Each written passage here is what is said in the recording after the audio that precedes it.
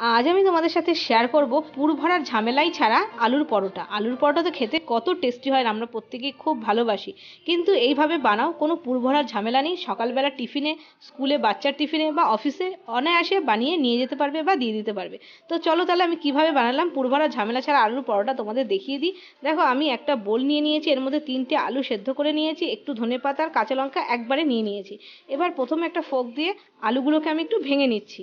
এরপর আমি এর মধ্যে দিয়ে দেবো মশলা। প্রথমে দিয়ে দিচ্ছি পরিমাণ মতো নুন, তারপরে দিয়ে দিচ্ছি 1 চামচ চাট মশলা, অবশ্যই দেবে, আর 1/2 চামচ ভাজা মশলা।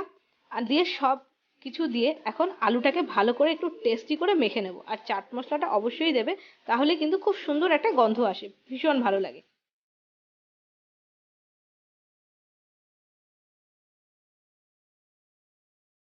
আলুটাকে আমি খুব সুন্দর টেস্টি করে মেখে নিলাম। এরপরে দিয়ে দিচ্ছি আমি আটা।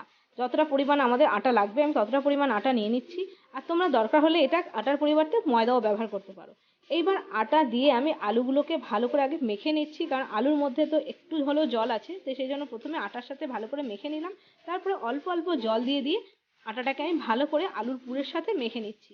এইভাবে আলুর পরোটা যদি বানিয়ে খাও, খুব তাড়াতাড়ি হয়ে যায় আর খুবই ইজিভাবে হয়ে যায়। পুর ভরার ঝামেলা থাকে না। অনেক সময় পুর ভরতে গিয়ে আমাদের আলুর পরোটা ফেটে যায়, ভালোভাবে হতে চায় না। তো সেই জন্য এইভাবে কিন্তু বানিয়ে খেতেই পারো। আর আলুর পরোটা কিন্তু কখনোই আমরা মিস করতে পারি না, সবসময় খেতে ভালোবাসি।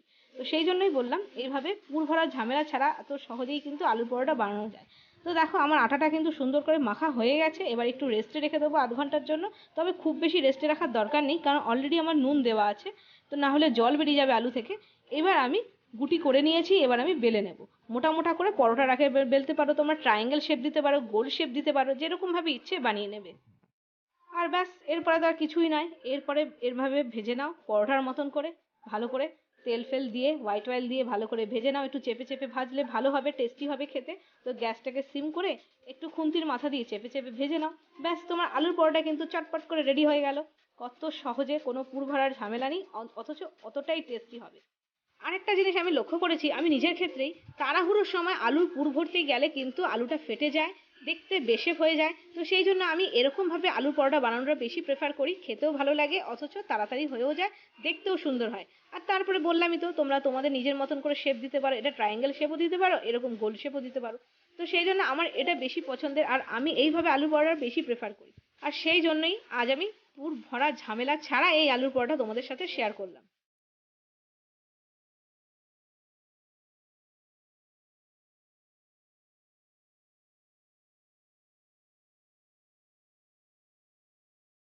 কত তাড়াতাড়ি, কত সহজেই কিন্তু আমার আলুর পরোটা রেডি হয়ে গেল। টেস্টি টেস্টি আলুর পরোটা, আর অতটাই সুন্দর, অতটাই টেস্টি, আর অতটাই কিন্তু নরম।